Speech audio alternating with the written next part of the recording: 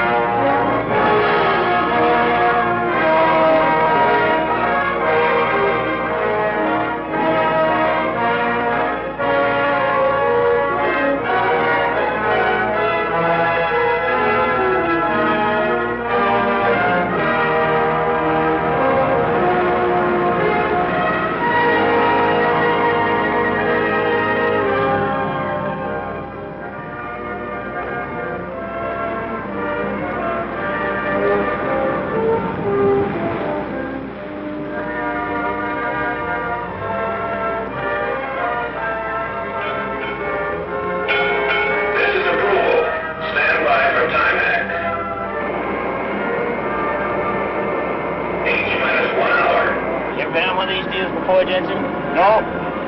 What I feel right now, I just want to be back at Pearl. You may be right. I hear this is going to be a big one.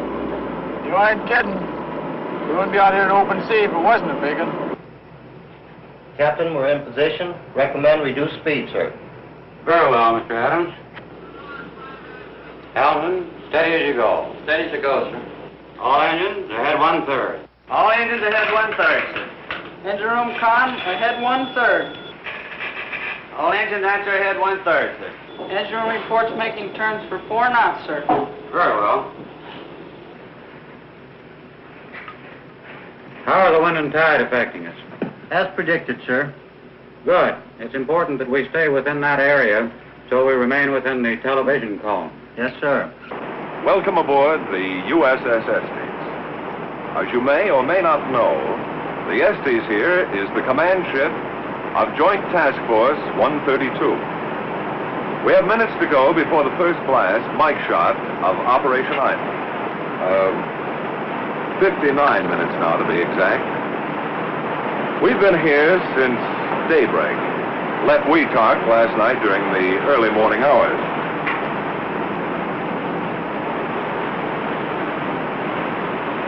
Now, as you can imagine, feeling is running pretty high about now, and there's reason for it. If everything goes according to plan, we'll soon see the largest explosion ever set off on the face of the Earth. That is, the largest that we know of.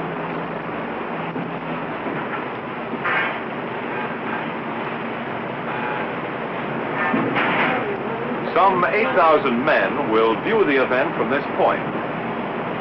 Oh, by the way, the carrier over there is the Rendova. She's primarily set up as a base for fighter security and helicopter reentry. And that's the Curtis over here, the weapons assembly ship.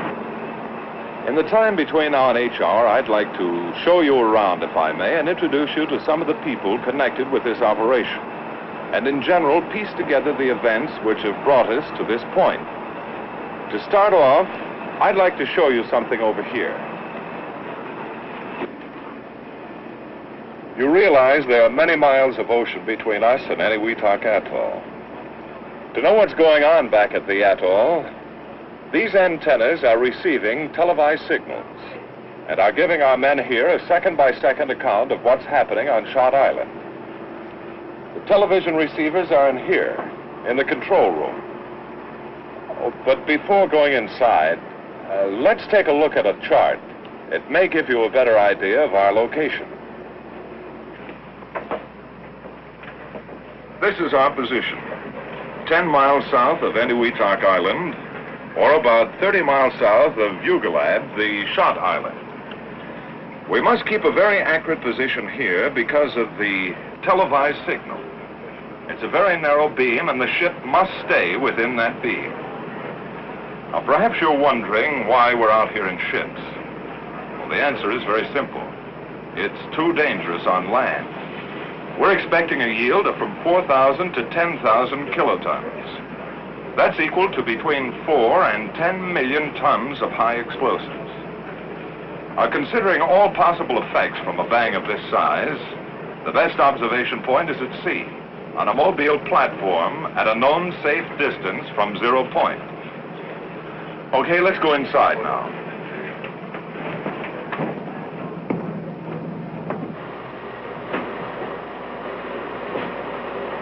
Well, this is it. This is the control room. I'd like to have you meet Mr. Stan Burris, the commander of the scientific task group. Oh, Stan, I wonder if you could tell us something about the operations that go on in this room. Sure, I'd be glad to.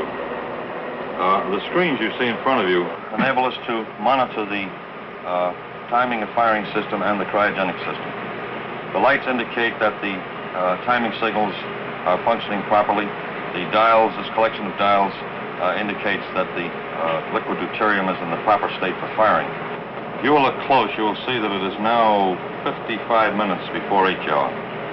As time clicks off, more and more lights come into operation.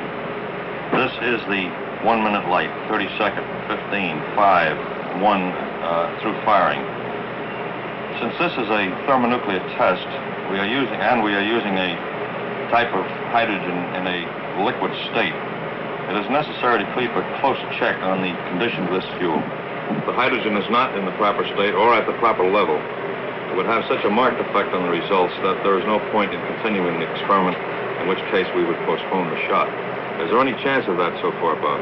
No, there isn't, Stan. The cryogenic system has been operating perfectly for several days, and we're not particularly worried now. That's fine.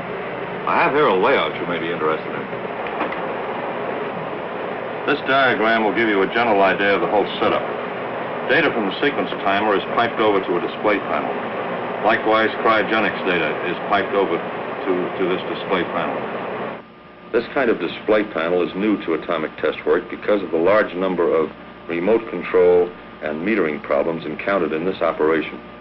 For one thing, the master timing and metering apparatus is located next door to the shot cab, rather than being placed some 20 miles away on Parry Island, as is usually done. This close view is possible, of course, because the lens of a television camera, rather than human eyes, is watching events.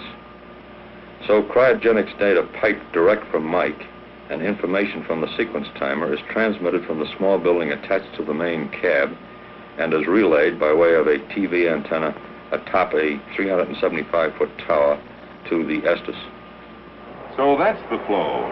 From timer on through to display panel, cryogenics data to panel, picked up by a television camera and relayed on out to the Estes. A very ingenious arrangement. But what happens if you have to stop the firing mechanism, or can you stop it? We can stop it all right if we have to. We have a radio link direct to the firing panel in the shot cab. If we have to stop the shot, we simply push this button. Just a simple flip of the wrist, huh? That's right, but a lot of work goes down the drain. You understand, we don't want to stop this thing unless it's absolutely essential. Well, I can understand that. Say, I was out on deck when you fellas returned. Well, that is, when the firing party returned. What happened out there on Shot Island? If you'll excuse me, I suggest you talk to Colonel Lunger about that. I have a timing signal coming up. All right. So then, Dick, the firing party's big job is to see to last-minute details of arming and firing and to make sure that the Shot Island is secure. That's the broad brush of it, yes. I've been a member of firing parties before, but this was different somehow. A man standing, as I stood, on the outside of the building housing the mic device couldn't help but feel, to sense the importance of this moment. Inside, a handful of men were making a final check. Were arming a device which could be the key to a new era in atomic weaponeering. I don't know just how the others felt, but I felt small when I thought of the experiment being readied inside. This one test could take us out of the realm of kilotons into the fantastic world of megatons. And then, at H-6 hours, the job was finished. The mic device was on its own and ready. We all moved to take a final look at the gadget, which represents a year of intensive engineering. As we moved toward the pier, one couldn't get away from the feeling of being alone, of knowing you were the last to leave an island which might be shocked beyond human re-entry. We made the run from Shot Island down to the anchorage of the Estes off Perry in a fast crash boat. Soon after, the Estes made way through the deep entrance between Perry and Japtan Islands, out to a point 10 miles southeast of Perry, the rendezvous area of the task force ships. We finished our job at the cab, came over the side, and here we are. Waiting on station just like everyone else. Well, we won't have to wait much longer, Dick. Right. Thanks.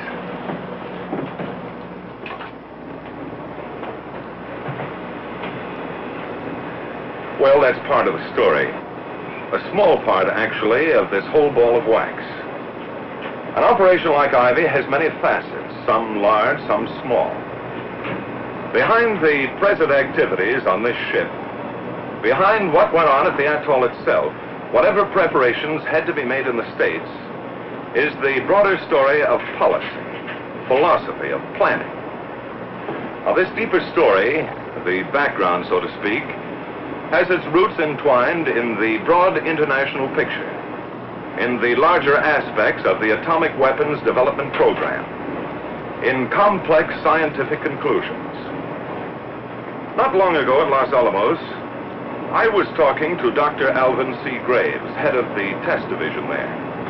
He's on board now in Flag Plot as the scientific deputy to the task force commander.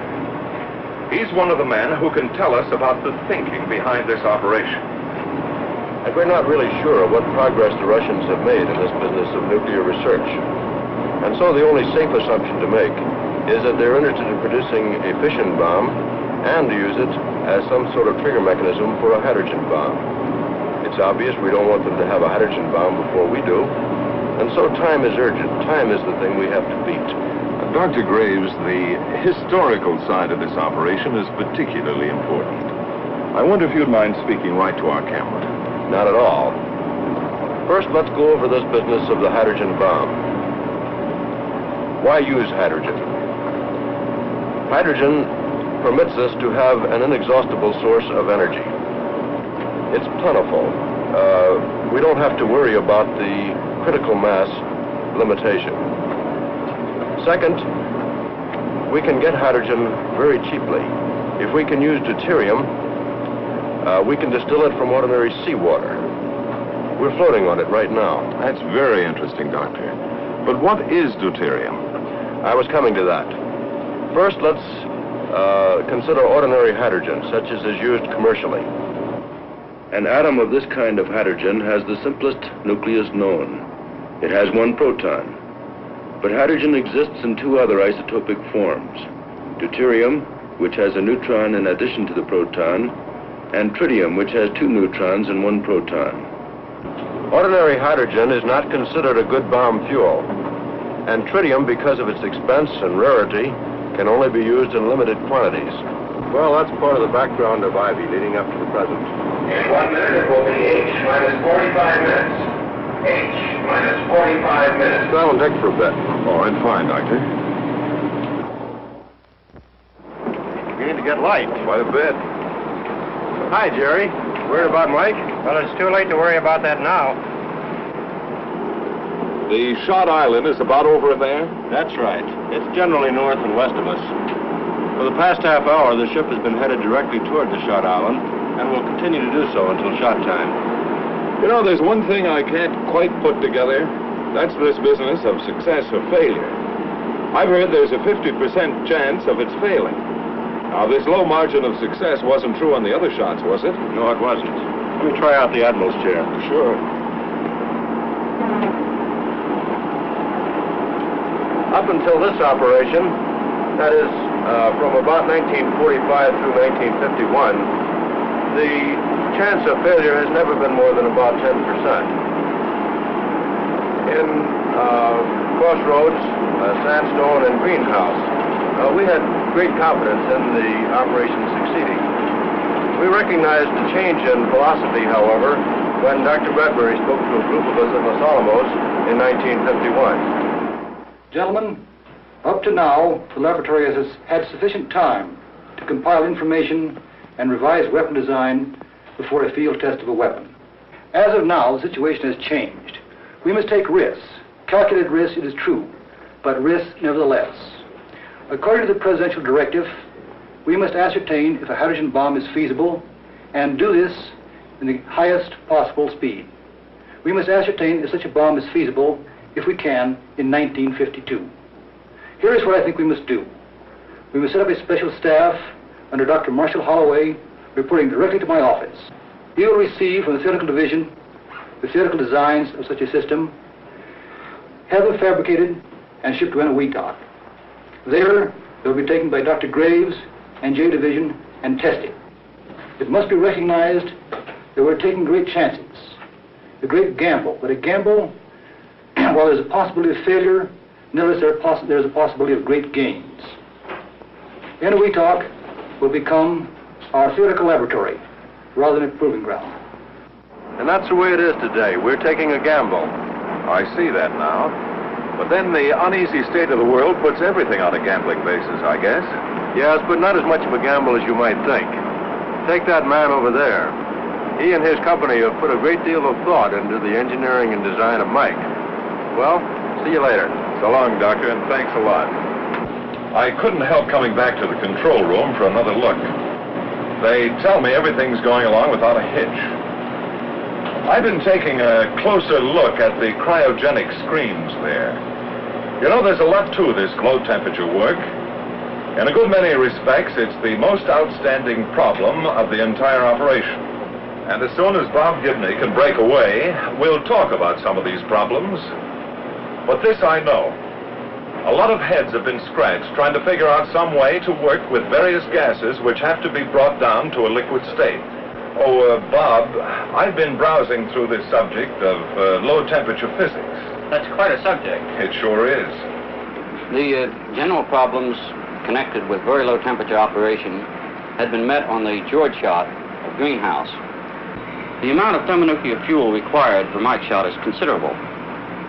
Do you remember the buildings in the south end of Perry, near the airstrip? Yes, I do, Bob. Well, that's the liquefaction plant. The original plant was established during Greenhouse. Because of the difficulties in transporting, the decision was made to produce liquid hydrogen at Enewetak rather than in the States. But for Ivy, it had to be expanded considerably. The capacity of the original hydrogen plant was doubled for the production of liquid deuterium, and a new plant was built for the production of hydrogen with a capacity 4 times the old Greenhouse model. The small nitrogen plant was expanded 8 times its original size. For Operation Ivy, the Perry Island plant operated continuously for 3 months to produce the necessary low-temperature liquids needed in the experiment. But of course, you don't put a material so difficult to make and so difficult to keep in milk bottles. You use special containers called dewars, which are simply outsized thermos bottles.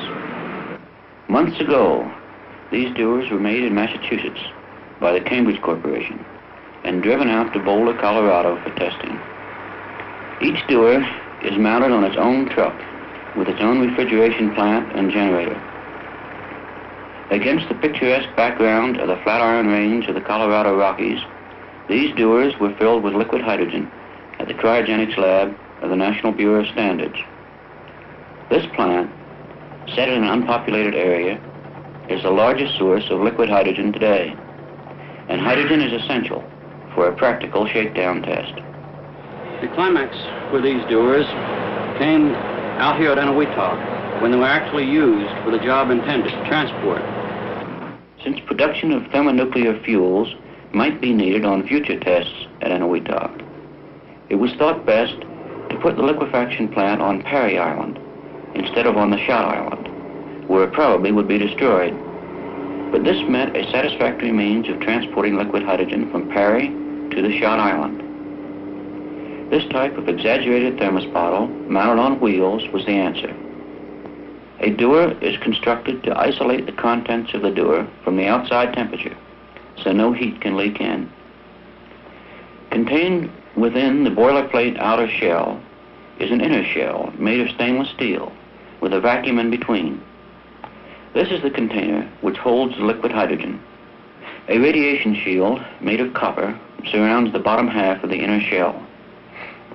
There are two bottoms to the radiation shield, and in the space between them there is room for liquid nitrogen. The purpose of the radiation shield is to provide a barrier to the flow of heat. The heat which does leak in boils away the nitrogen first, thus protecting the liquid hydrogen. But even with all these precautions, another source of heat still occurs in the inner shell. This is mainly due to a special property of hydrogen. The molecules of hydrogen, as a gas, exist mainly in a state called the ortho.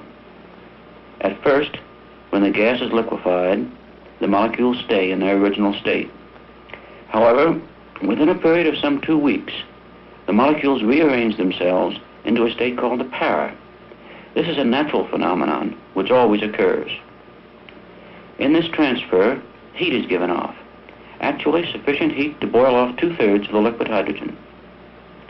To take care of this excess heat, a special refrigerator has coils located in the inner shell.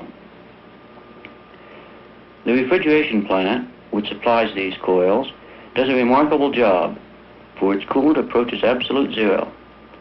Absolute zero, that unimaginably cold zone where everything stops. All life, all molecular motion. Minus 459 degrees Fahrenheit. A little above this fantastic figure, hydrogen becomes a liquid at minus 423 degrees Fahrenheit. This is the temperature to be maintained in the dewar. Only 36 degrees away from the bottom. Absolute zero. The helium refrigerant used can affect a temperature sufficiently low to cause the gaseous hydrogen boiling off to return to a liquid state. Well, I went into more detail on the cryogenics end of this project than I intended. Well, so far, we've pieced together quite a bit of this operation. I don't believe you have ever had a good look at our key test islands. The test islands for Mike are located at the top, or the northern sector, of Enewetak Atoll, some 25 miles from Parry and Enewetak, the two base islands of this atoll proving grounds. There are 3 main islands making up the test site. These are Enewetak, Teeter, and Bogan. Early in the game, these islands were linked together by causeways. The old business of men and machines digging and piling up coral sand. These connecting roads were built to make it easy to get from island to island, and also to act as land platforms for some of the instrumentation. A sizable camp was set up on Teeter. First, it housed construction people, and later served as an advanced base for scientists working on the Shot Island. In the early months, Enewetak was just another small, naked island of the atoll. But by midsummer, it began to look like the thing it was selected for, a Shot Island. Actually, the cab, so called because it houses the weapon, is not a cab at all, but a building set flush to the ground. It has all the earmarks of a common workshed, but in reality, it's a laboratory building set on a Pacific atoll. How do we stand at Kwajalein? Charlie? Then they're all on the way except for the 3rd and 4th sample elements? Right. Are you picking them up on the scopes as they come into the area? Right. Yeah, well, from here in, let us have immediate notification if exact shot positions aren't maintained. This is Broadway 3. Yeah, and the helicopters, we expect to order them out in about... Aerology, which may require you to move some of your units.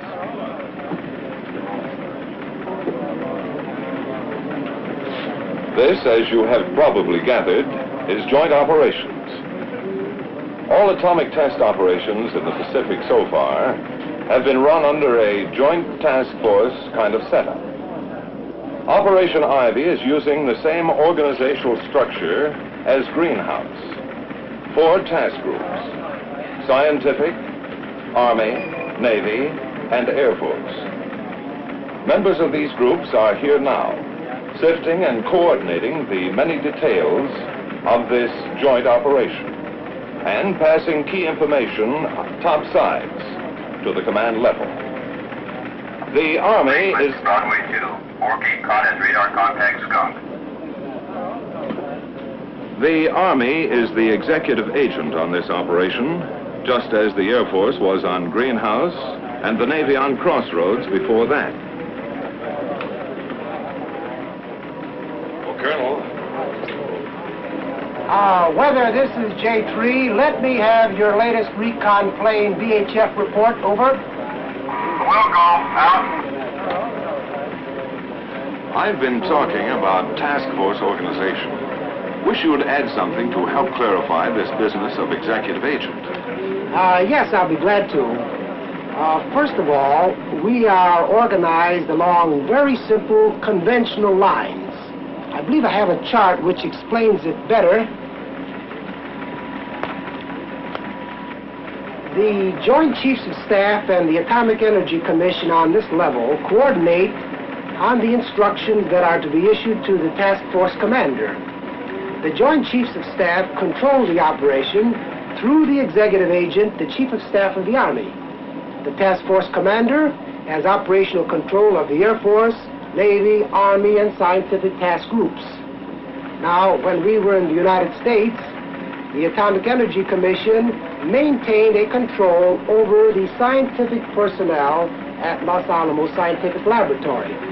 However, for the operational phase, the Commission appointed General Clarkson as its special representative, and in this way, he controls the entire operation. I get the picture, Colonel.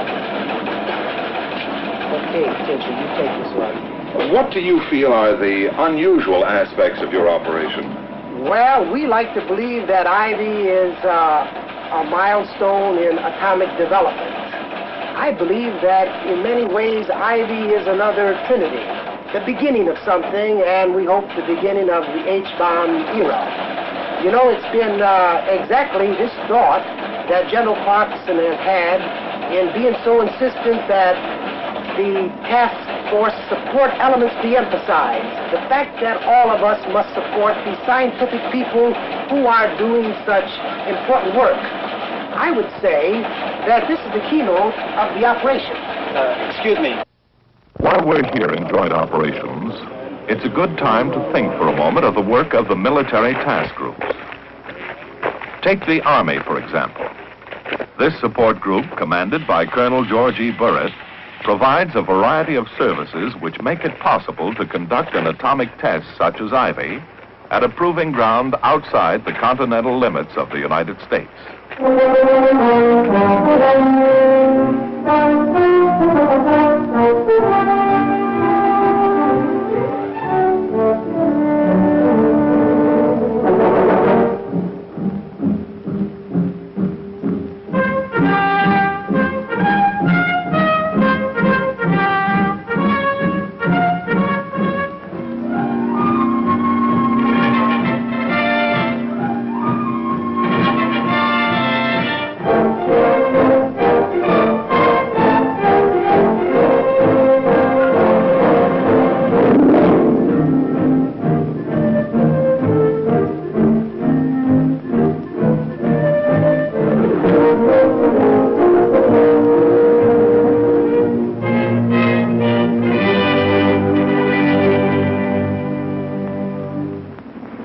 In our story, it's necessary to understand the effort behind the collecting of measurement data.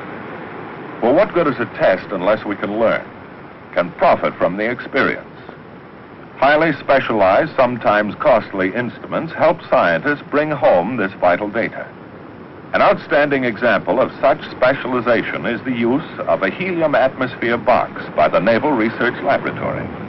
The plywood tube, looking like a train of boxcars, runs from the shot island across the causeways to a detection station on Bogan, a distance of nearly 2 miles. Inside the box, the helium is contained in 200-foot polyethylene balloons, some 45 balloons being required to fill the plywood tube. The detailed progress of the mic reaction will be studied by utilizing this device.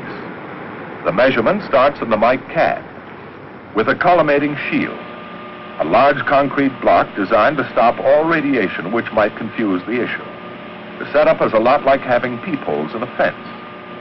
DT neutrons from the mic reaction will pass through holes in the concrete wall and react on iron converters to produce gamma rays.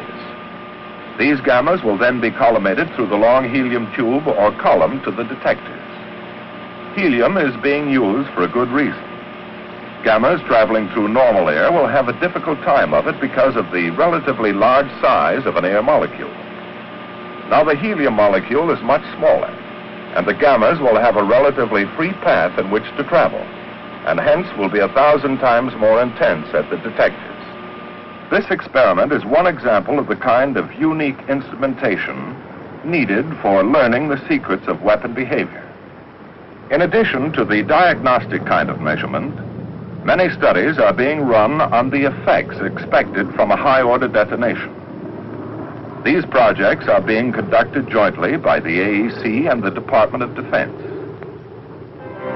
As always, there are many questions to be answered. Classical routine questions and special pertinent questions pertaining to the hydrogen device mic. For example, what will be the blast pressure on and near the ground? Many instruments, like the Wianco gauge, will measure overpressures at ground level and from 15-foot towers. What will be the blast effects at low altitudes, say up to 300 feet? Mortar shells will label the air with smoke puffs for photographic study of their action. And what about high altitudes? For this, anti-aircraft guns are being used. The bursting shells from these guns will label the air with smoke up to 26,000 feet for a free air pressure measurement. Not only will the ground and air be measured for pressures, but also the water surrounding 0 point. For instance, what will be the motion of the water waves in the lagoon? To get such data, photography will study the movement of these floating targets. And then what about the underwater shock wave in deep water and its effect on underwater ordnance and vessels?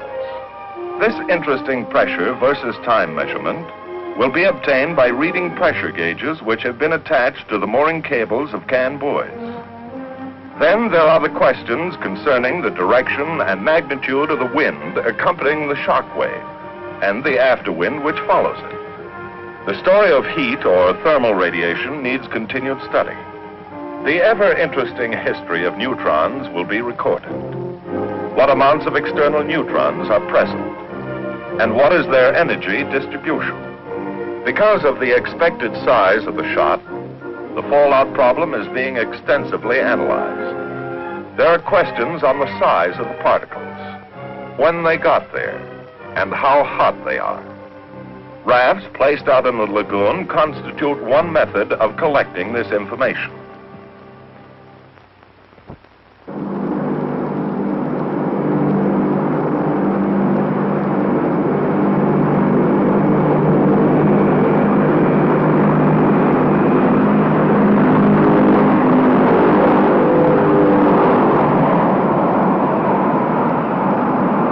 For a more realistic kind of evidence, a B-36 and a B-47 will be in the air to find out the effect of blast and heat on delivery aircraft.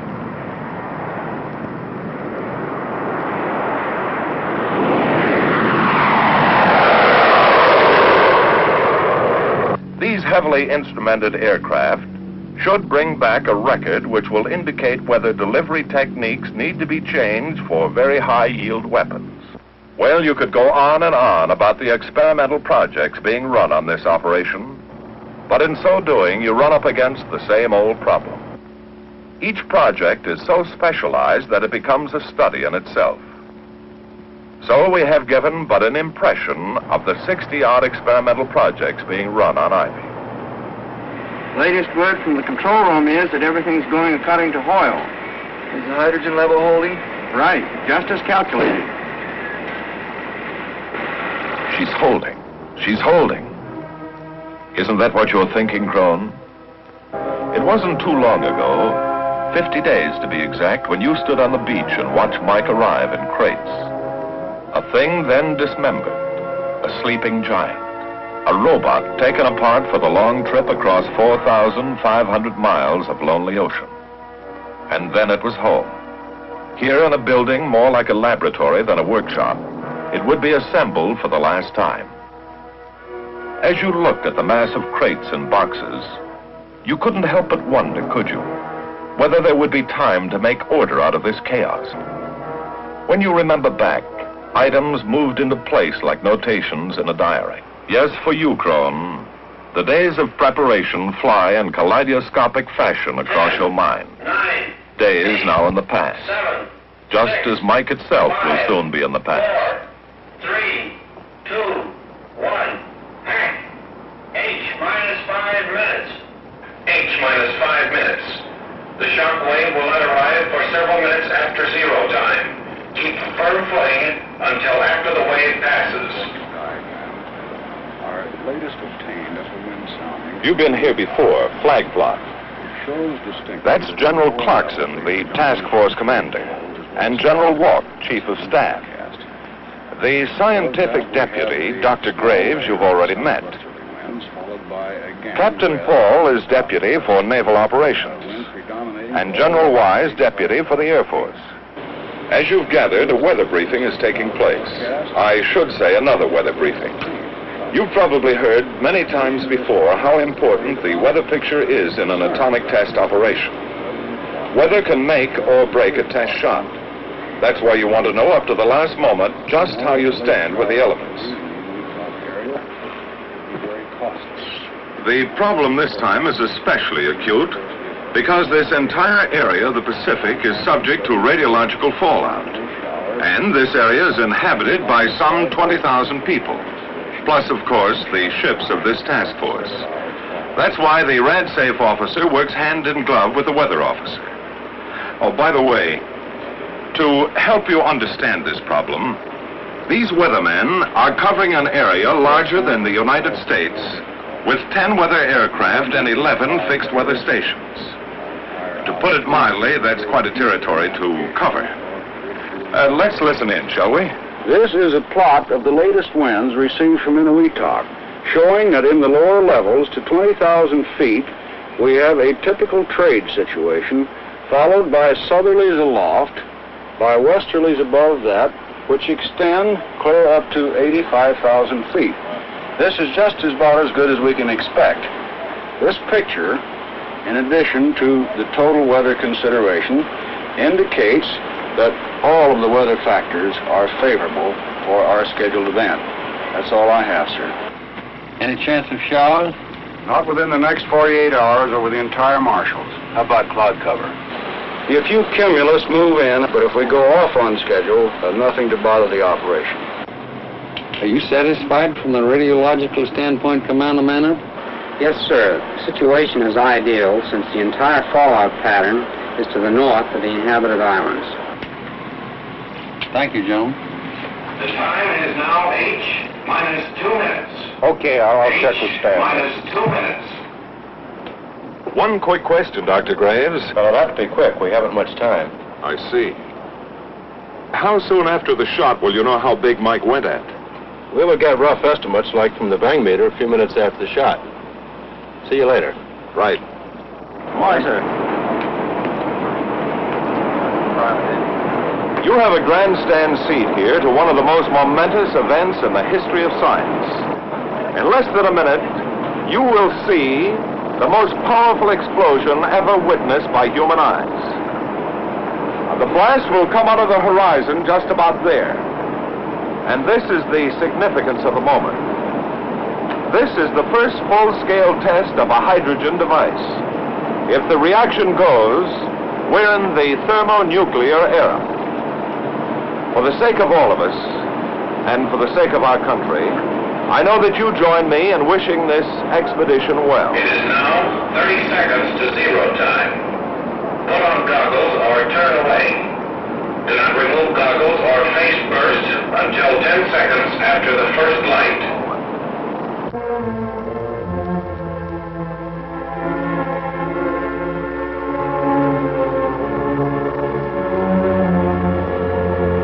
Minus 15 seconds.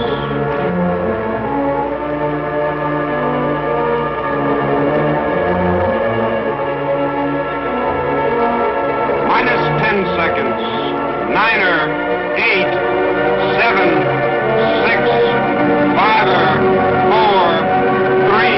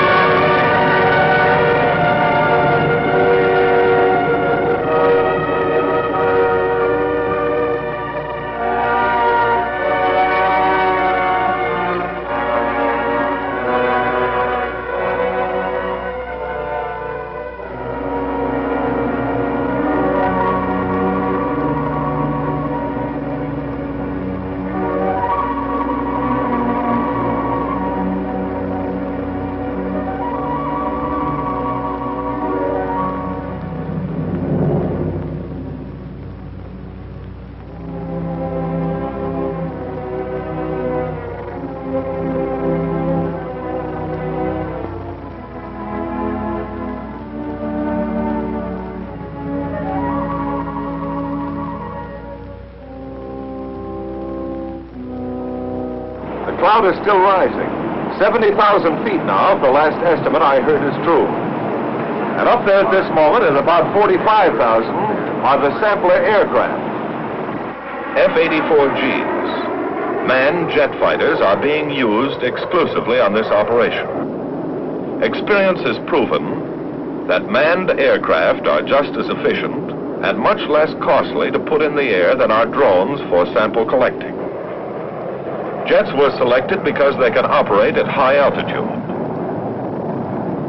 Since the force of Mike shot has pushed the cloud up to around 100,000 feet, it is necessary to get aircraft up high enough to get reliable samples.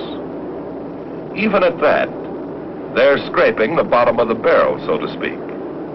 Some 14 F-84Gs are being used at staggered intervals to get a good cross-section of the cloud at different times. The jets, which are based on Kwajalein, also have the speed necessary to make them good sample-collecting machines. For the relatively short length of time the pilot is in the area, he gets a good sample per rate of contamination. One of the disadvantages of using jet fighters is their range. To handle this problem, KB-29 tankers, flying gas trucks, are in the air to refuel the jets on the way back from their sampling mission. The jets are also short on over-water navigation aids. Charlie 1, this is Red Leader. Request steer to Dog 2. Over.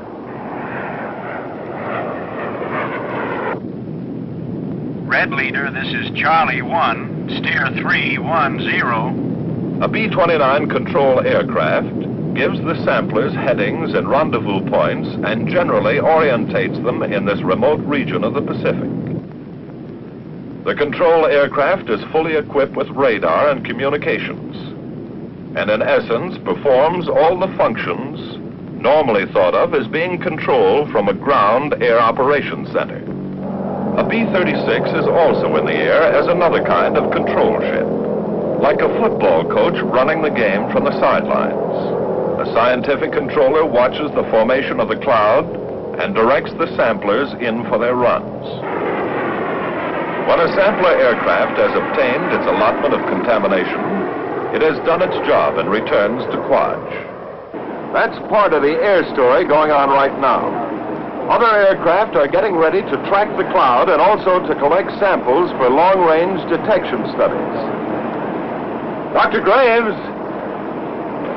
Well? Yeah? Do you know the yield on Mike yet? I'm just going to find out now. Come along. The bang meter records are in. The dots indicate the time in milliseconds. Well, what's the verdict, Herb? About 12 megatons, Al. Nice going. What this tremendous blast did to the atoll, nobody knows. Re-entry parties are leaving the Rendova now by helicopter. The Navy Task Group, commanded by Rear Admiral Wilkins, has the problem of providing the means to re-enter shortly after the blast to get exposed film, samples, and other scientific data. Since no land mass is available, the problem is complicated. Re-entry must be from a ship. Further, fallout will be very high, starting at about M+1 hour. Helicopters must get in quickly and get out again before that hour is up.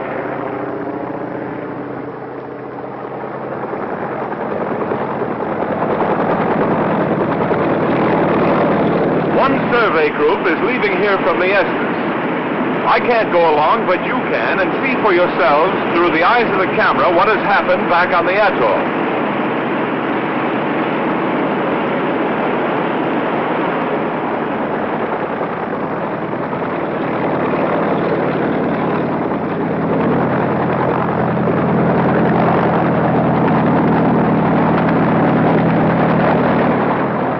Approaching ground zero.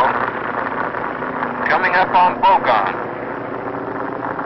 The detection station on Bogon appears to be in good shape. No visible sign of plywood tube. All test islands seem to be swept clean. Ugilab is completely gone. Nothing there but water and what appears to be a deep crater. Water dark blue in color. Well, the Mike phase of Operation Ivy is about over. The next and final phase, King Shot, will be an airdrop of a large yield fission weapon. And for this, I'll leave you to the air.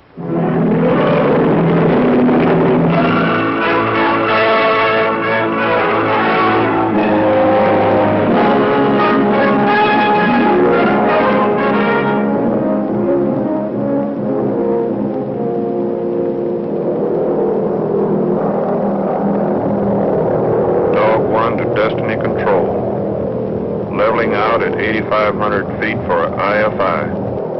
The drop aircraft for King, this B-36, is on its way to the target point. Steadily, monotonously, it wings its way from Kwajalein to a point in the sky over Enewetak Atoll. For the first time since Operation Crossroads back in '46, an atomic weapon will be airdropped on our Pacific proving ground. AC to pilot, will you take over for a while?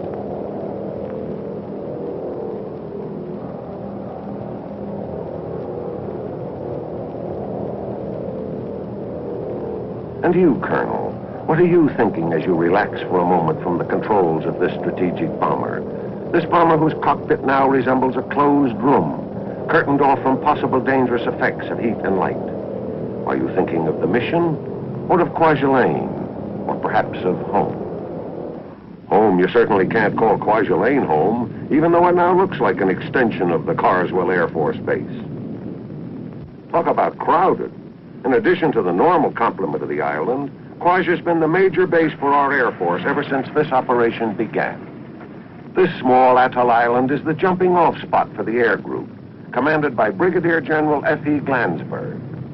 Operation Ivy isn't like Greenhouse, when Enewetak Island was used in addition to Kwaj. In a sense, Wetak is still used, but just for L-13s and copters, aircraft easy to evacuate. Look at this lineup on the Kwaj airstrip. Samplers, tankers, weather ships, photo aircraft, trackers, control planes, drop aircraft. Looks like it's harder to find a parking space here than in downtown Fort Worth on Dollar Day. But now Kwaj is behind you, Colonel, and you're on your way to doing something big. Big, like you were told back at the briefing. So much for the operational plan. Perhaps some of you are wondering about the idea behind the dropping of such a high-yield weapon. General Glansberg has a few words he'd like to say to you on this subject.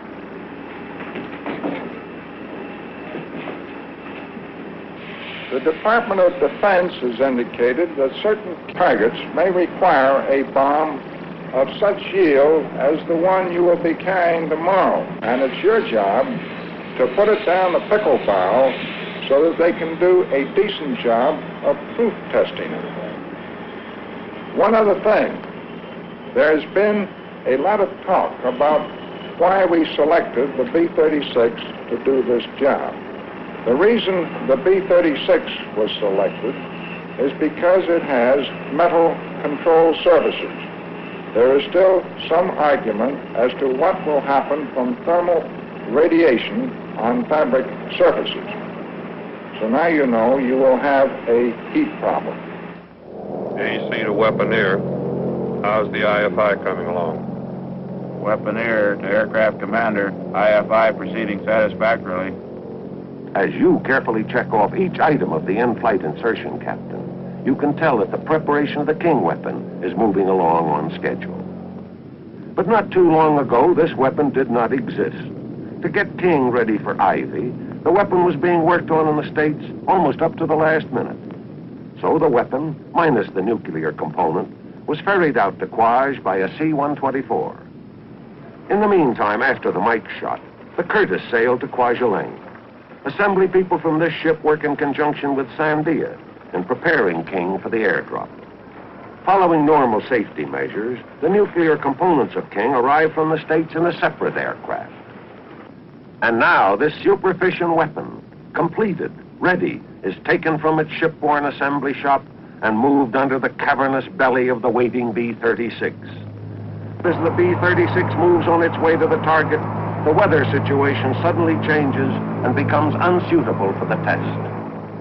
And this means that the finely coordinated effort has to be canceled and the drop plane recalled to Quaj. For 72 hours, the King phase of Operation Ivy waits on weather. Men and machines who have been geared for the mission have to start all over again.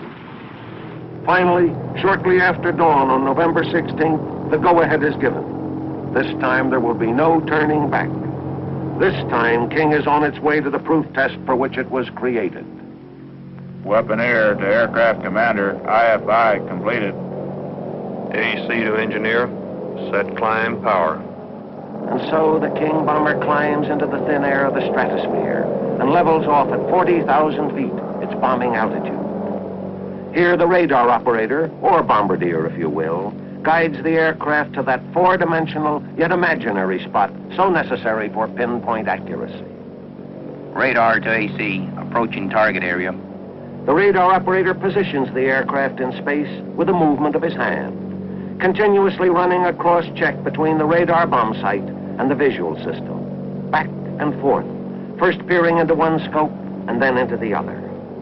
During these critical moments, the vital facts flit across his mind. Ground zero, 1,900 feet to the north of Runnet on the Coral Shelf. Height of burst, 1,500 feet. Allowable margin of error from ground zero, less than 500 feet.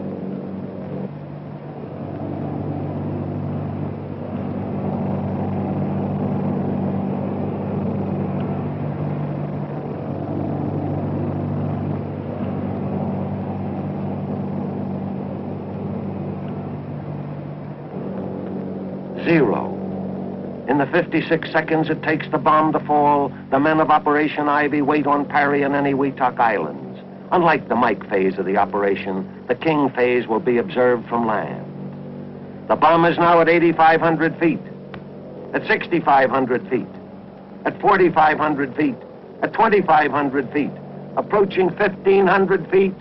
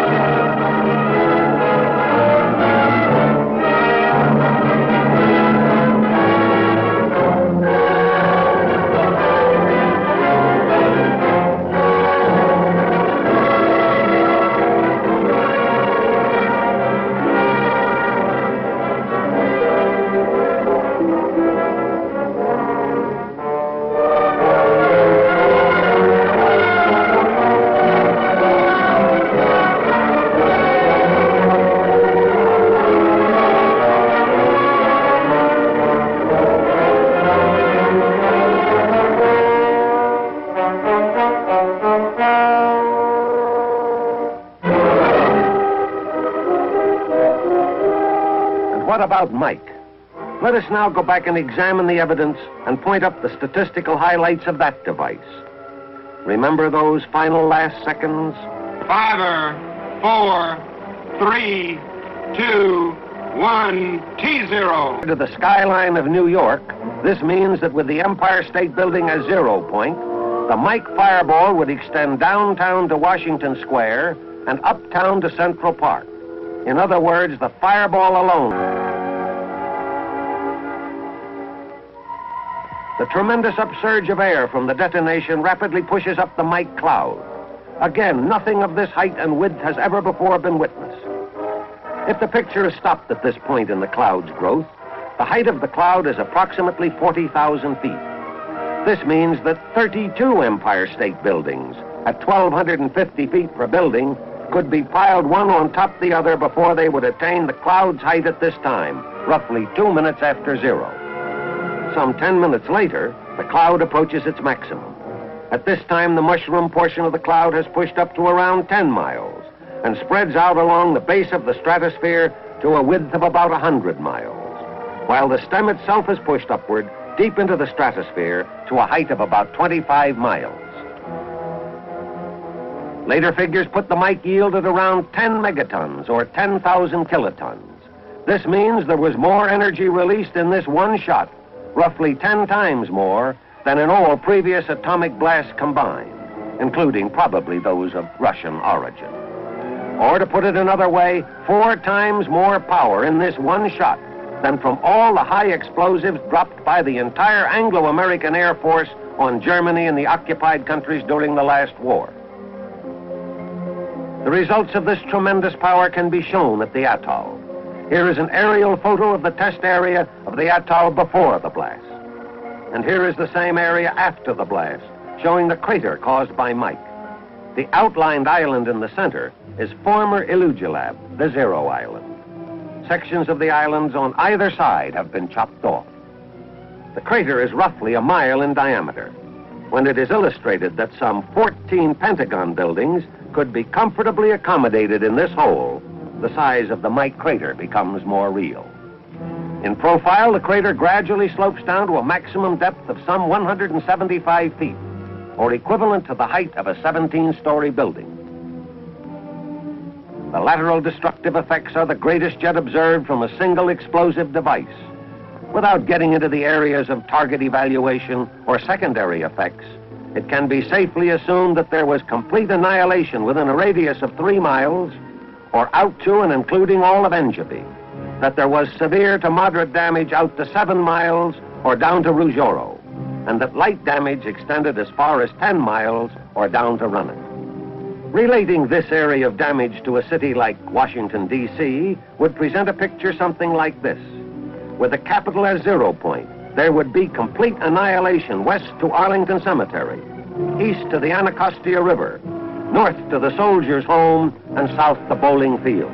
Complete annihilation, and that is mentioning merely the primary damage.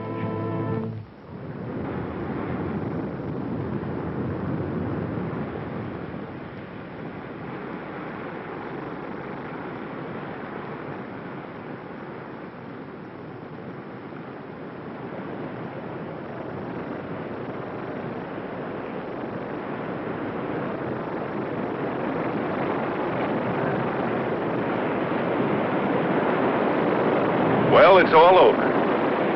Mike shot and King shot are history, and we're back here at Perry Island winding things up. It's been a pleasure to help bring you the story of Operation Island, the work of Task Force 132. Now that it's all over, I have sort of an inadequate feeling. There's so much more that could have been said. But then in a presentation of this kind, one can only hope to give the broad brushstroke. And the men who told you the story, we're only able to pick out a few of the many. You get a feeling, even now, that nothing is really over, that this is a breathing spell, like a lull in battle before the next attack. The feeling is on this island, with the men here. Yes, the coral sands of Enewetak Atoll have viewed events in the fall of 1952, which less than a year and a half before would have been colossal accomplishments. Today, they are calmly accepted. This is characteristic of the progress being made in the weapons development program. What is new today is old hat tomorrow. And of the day after tomorrow, who knows what these Pacific sands may see?